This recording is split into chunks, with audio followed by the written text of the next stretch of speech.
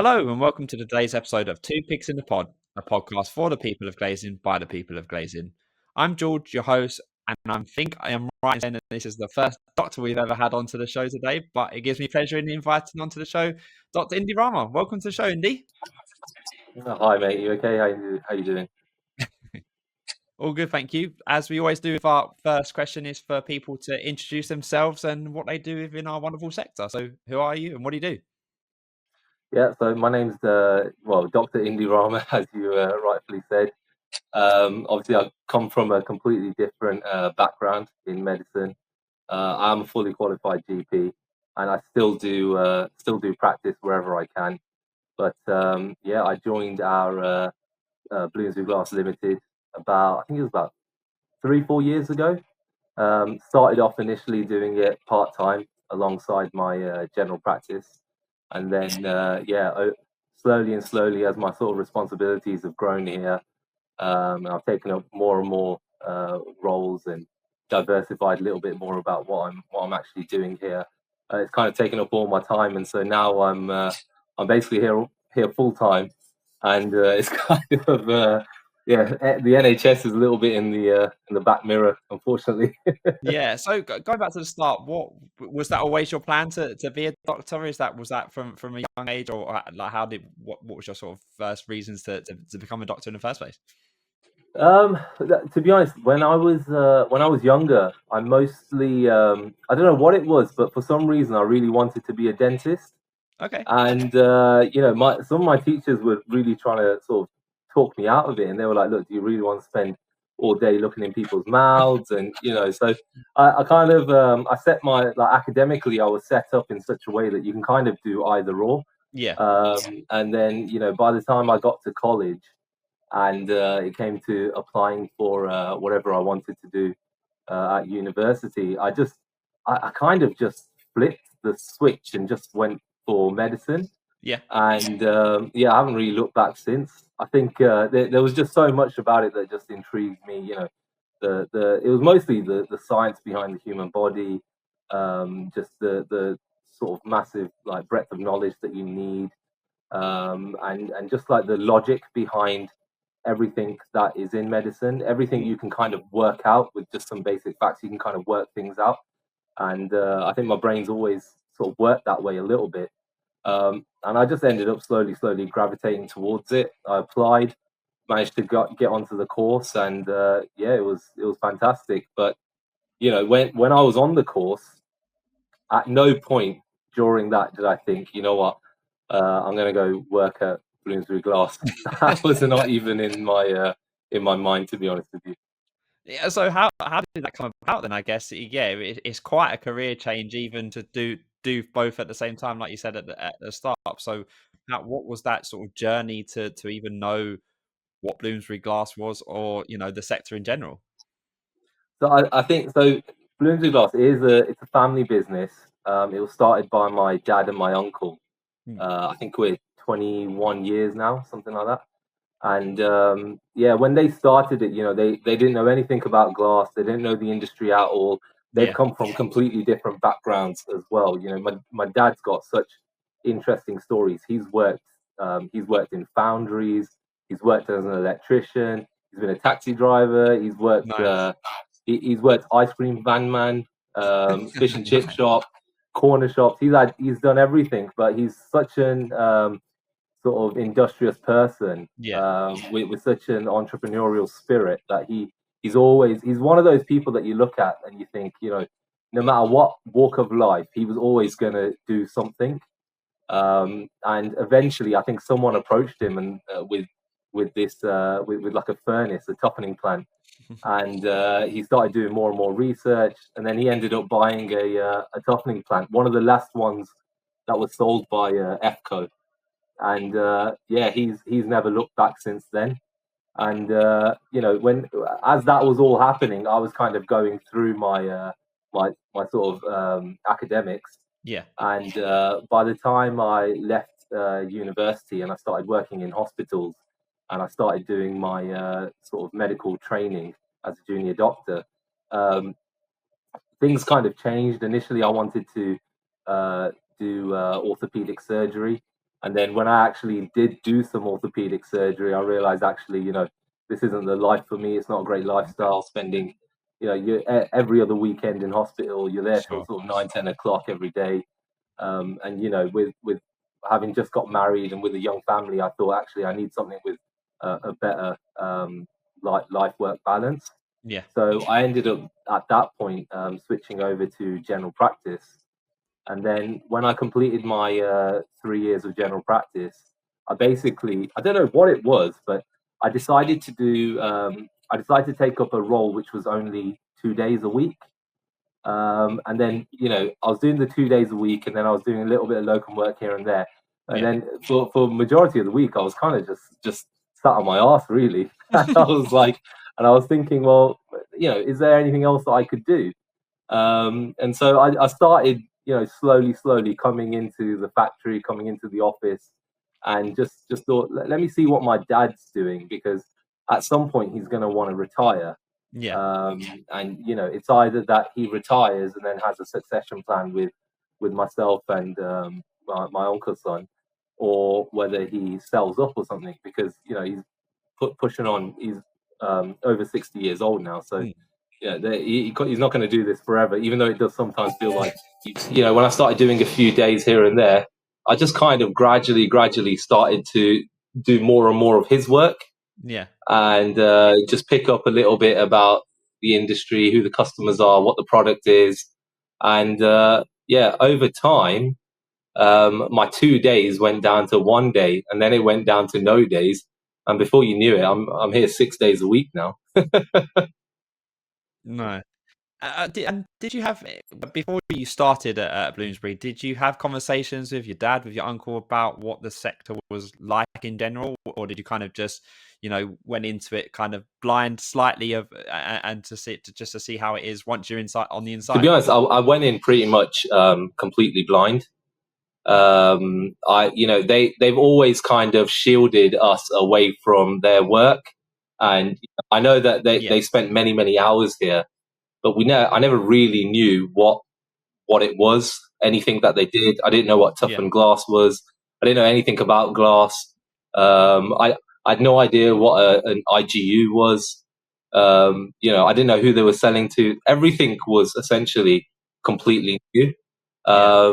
And the I think the biggest thing that shocked me when I came in was just realizing how many different types of glass there are, the technology involved Yeah. in glass, the different types of coatings, all the things that you can achieve with glass. And that's when I realized actually what you're dealing with here is probably one of the most advanced construction materials on the market.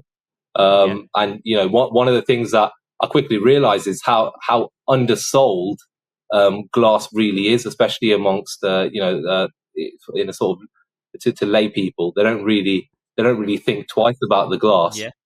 It's just so common, isn't it? A window or a door, anything that has glass in it. It's so you see them hundreds of Yeah, times a day, and you just think that's a window or a door. But we mentioned it on this show before. But yeah, there's sort of the skill to make the yeah. glass and then to fit it at the end.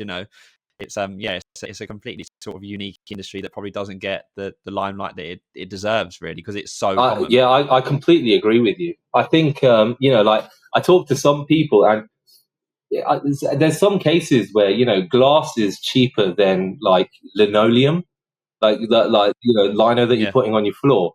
And I'm like, Yeah. this is so much. It's such an energy intense material. So much carbon has gone into it. So much manpower. So many raw materials. So much R&D has gone into making just the basic glass. And yet, Yeah. we almost sell it for too cheap. Really, I think the whole thing really is kind of undervalued. And it doesn't help the fact that Yeah. it's such a fragile material as well. If you're dealing with like Yeah. steel and it's got a little scratch in it or something, no one's going to care. Yeah. It's got You a know, bit of oomph yeah, about it. you have the tiniest little seeding in a bit of glass, and it doesn't matter what the GGF rules are. If someone's really looking at it, they might call you up on it, and then what are you going to do? Yeah, nice. And speaking of, I mean, this might be a bit of a stretch, but what did you bring any of your skills that you learned I guess maybe on the customer side of thing, obviously with patients versus customers. But did you bring any skills that you know learned sort of becoming a GP and then being a GP to bring it into the glass industry? Yeah, I think like you kind of hit the nail on the head there. Really, to be honest, it's going to be soft skills, right? Because you'd be surprised how many people. You'd be surprised how many people ask me medical questions. You know, whether it's about themselves or about their family, and yeah, I'm more than happy. Like, it doesn't. I don't mind it because it kind of reminds me actually what my background is in, and obviously yeah, I get those questions. But in terms of like transferable skills, I think it really comes down to things like negotiating and basically how you're speaking to customers and suppliers, because you know there's a really big focus in general practice to how the consultation goes, and essentially every consultation is in some form a kind of negotiation. You know, your patient will come in and they might have one agenda and you might have a different agenda, and it's about how you can try and align those agendas and make everyone sort of walk away feeling like actually that was a good outcome for both of us. So, you know, the use of closed questions versus open questions, signposting when you're talking, labeling, all that kind of thing. They're all really powerful negotiation techniques, and you know, the other thing is just being able to build rapport with people. You know, in a GP consultation, you've got 10 minutes and they might be telling you something very serious and personal to them. And you really have to open that person up and build that rapport with them very quickly. And I think, you know, it's one of the reasons why I love coming to the PiGs events, because it's networking. And essentially, when you're in general practice, you have to do a very quick bit of networking with someone that you might have only met once, and then you've got to get them to open up a massive amount. So I think, you know, yeah, those communication skills are one of the things that is quite transferable. And then on the other side of things, you know, from a more technical point of view, obviously because I've done medicine, it's there's you know there's no sort of concepts in what we're doing here that are massively challenging. And even when it comes to toughening and the sort of the science behind it and how it works, and you know, looking at the curves of the toughening curves and understanding how the heating and all that kind of stuff works, I think, you know, having done science for most of my life, that technical aspect is not too difficult to understand. It's not too challenging. And then, you know, the other thing is we had our BSI kite mark audit yesterday, and you know, I've been doing audits basically my whole life, because in academics, you know, even if you've been to university, you'll know that you're basically kind of having to do audits, and especially in medicine, you're auditing all the time.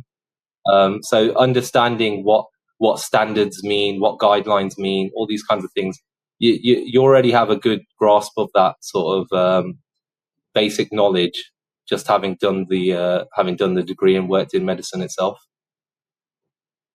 Yeah, so you've basically got all the experience of working in the glass industry via a completely different route of getting a doctorate. Yeah, exactly. I mean, there's still so many things that are like, you know, not just being in the glass industry, but having your own business, having your own family business. You know, how do you deal with 50, 60 employees? That's obviously something that I've never had to deal with, and you know, the way that I've had to practice, the way that you practice medicine essentially is, you know, it is very much, you know, how can we work together? Whereas, you know, you look at some of the old school bosses, it's not really like that. You know, I Yeah, always think that if someone makes a mistake, for example, I try and something that the NHS tries to do as well is we have a no blame culture. If something goes wrong, sure. I don't blame that person. I blame the system, and ultimately, I put that system in Yeah, place. So it comes down, it's my fault. So you know, yeah, that's one important aspect as well. How can we prevent mistakes from happening? And that's massive in medicine. You know, you've got things like the Swiss cheese model.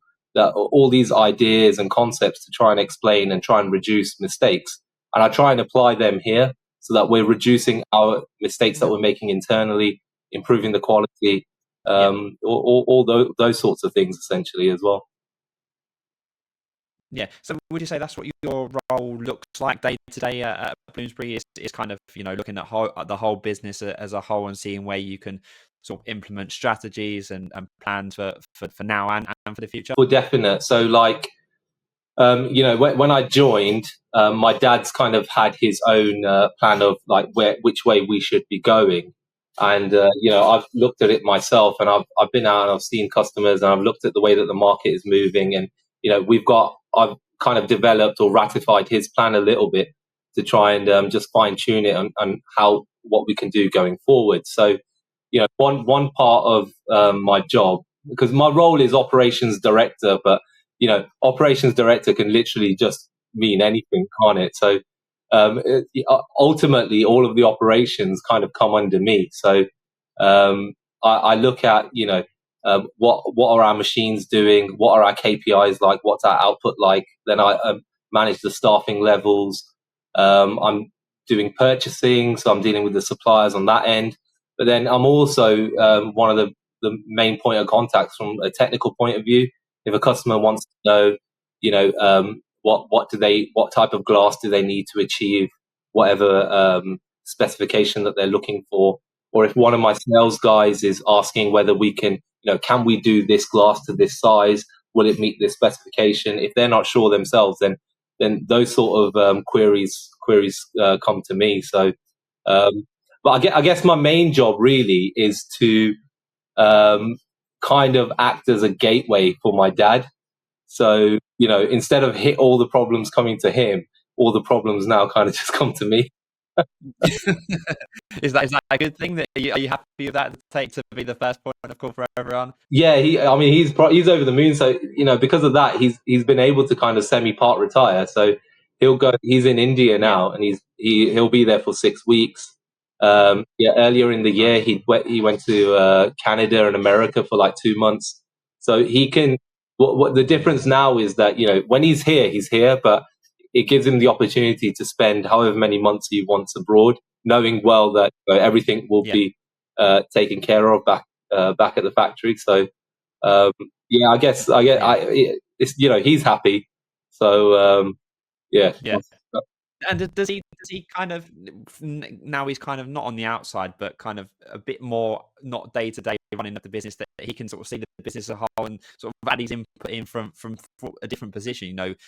We're all, as business owners and stuff, get stuck in the day to day. We've got to make it work. But now he's seeing it from a slightly different viewpoint, that he's now saying, and actually, we could potentially do this, or go into you and say, we potentially, this is where it could go. Sure. I think he's always been good at being able to separate the macro and the micro. But now, for certain, when he's not here, he has a lot more time to think of the macro picture. I always try and keep my eye on that as well, because it's great being being a boss and having your own business, but if you're stuck in the day to day and you have to do all the minutia, then are you really your own boss, or are you just a slave to your own company, really? And I think we can kind of fall into that trap quite quickly. And I guess the litmus test really is, if you're not here for a week, will it still run smoothly? And it probably will. So Nice. And speaking of, obviously, like you said, you've been here for nearly 4 years now. What have been the sort of the memorable moments, maybe within the company, or memorable projects that you've been a part of? I'd say so. For me, I love machines. Honestly, if I could just buy machines all day, I would just buy machines all day. I love it. The technologies, and the looking at the different suppliers and what kind of machines and how they're doing things, and getting really into the nitty gritty and the technical side of how they're doing it, and giving a problem to 2 or 3 different suppliers, and looking at, okay, what are their different approaches to handling the same problem, and ultimately deciding which one is a better fit for us. So when we had our Hegler line installed about 2.5 years ago, I think it was 2.5 or 3 years ago.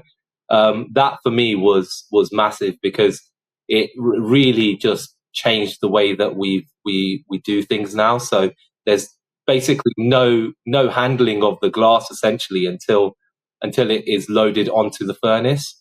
So it's all cut, grinded, arist.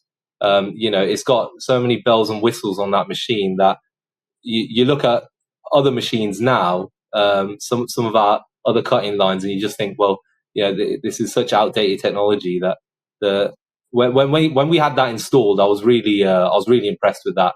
So that for me, that was one of the main things that I really enjoyed. The first machine that I bought by myself. So far, everything has to go via the MD, via my dad, and everything has to have about 20 meetings, and all the directors have to be on board. So the last machine that we've had commissioned was a new CNC machine from Intermac, and that machine is so impressive. So having done that machine by myself, from the initial meetings with the suppliers to viewing the actual machine running, having the install take place, going through training, all that kind of stuff. So for me, that was a little bit of a milestone, because I know compared to the Hegler cutting line, it's a much smaller, compact machine, but it's still that was like a little bit of a stepping stone, because when you do that yourself, you take all that responsibility. So if anything goes wrong, if things don't run, or pressure's on. if you turn around and say, actually, this machine can't do X, Y, and Z, which we need to be able to do, that ultimately it comes down to me. So yeah, I'm quite glad with the way that one's gone, because it's touch wood, it's running pretty smoothly. Hopefully it stays that, and your decision remains the right one. No.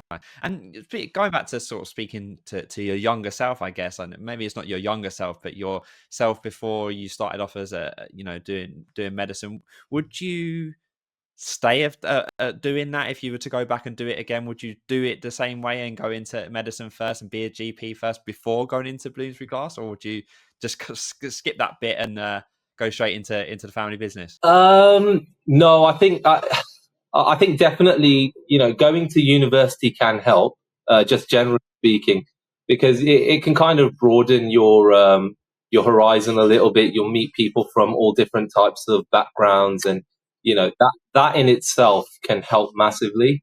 And then some of the things that you're forced to do at university, whether it be public speaking or leading seminars, that kind of thing, teaching other students or teaching other people, all those things give you a lot of skills that you might not otherwise necessarily acquire.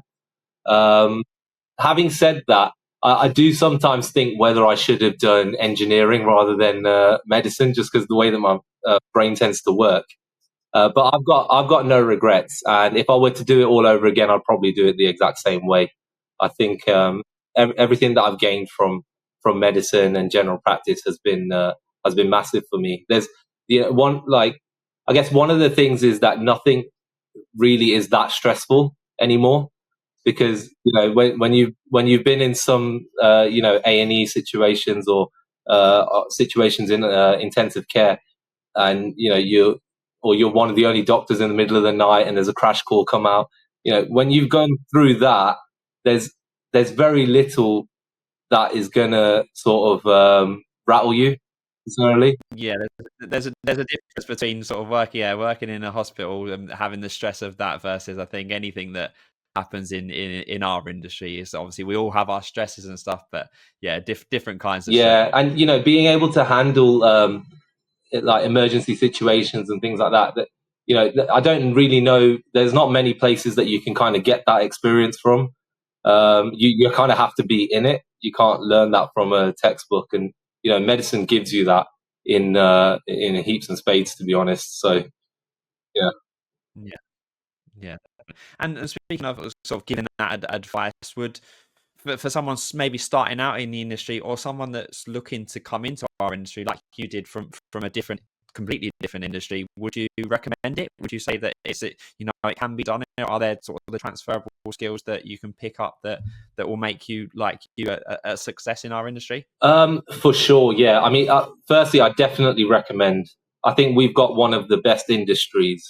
Um, just we've got real characters in this industry, like proper characters, and when like my advice would be if you can find someone to learn from, that's massive.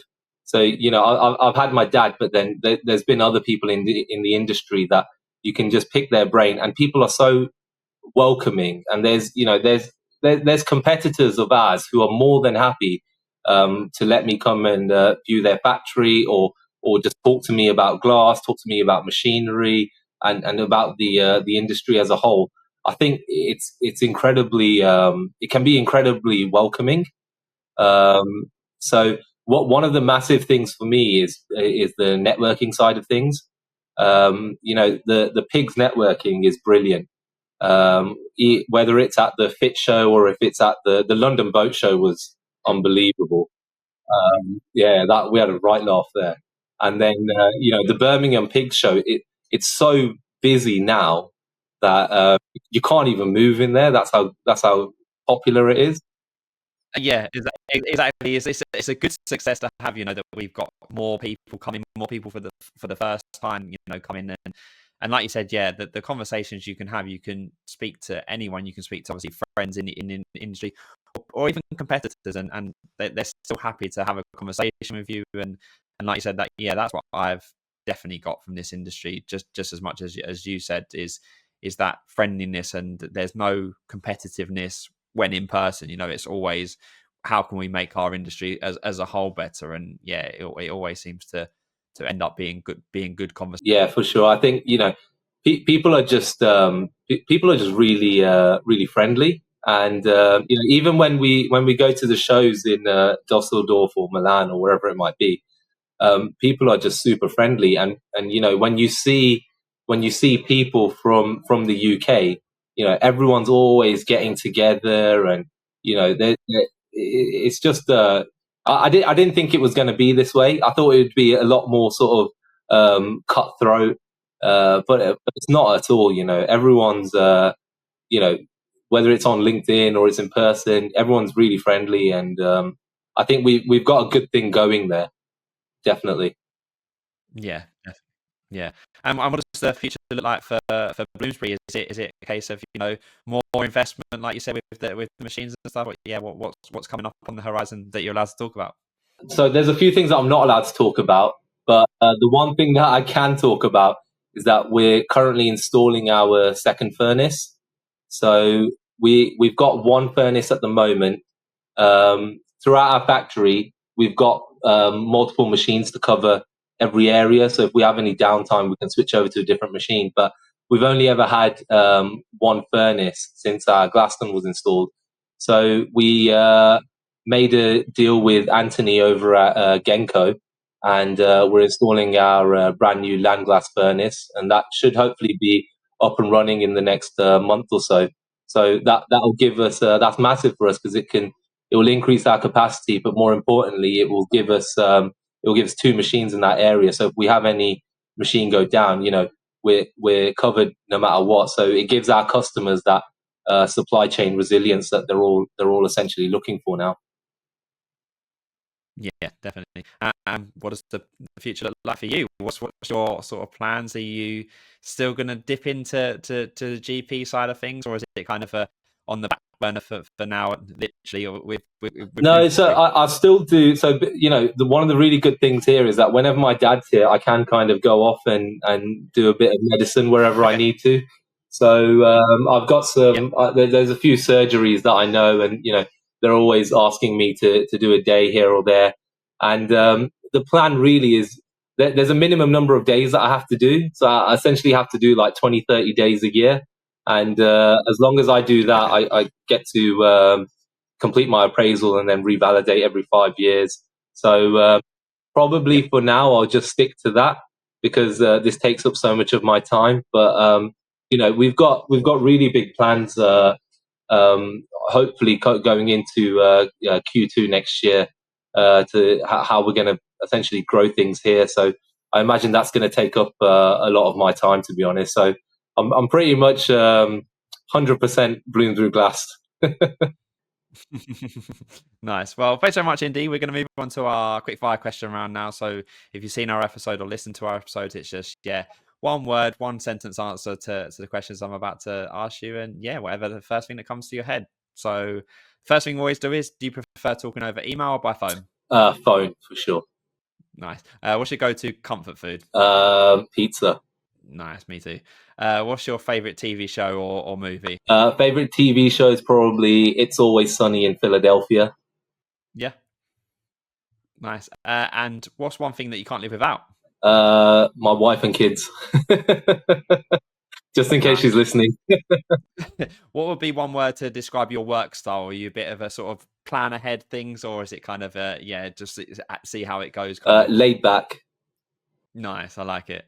What's the best career advice you ever received? Oh, that's a tough one. Never give up, I guess. Nice. And what's your preferred work environment? Are you like someone that likes a buzzing office or a buzzing factory floor, or is it sometimes you just need a bit of quiet? No, I like it busy. I love it when it's busy. Nice.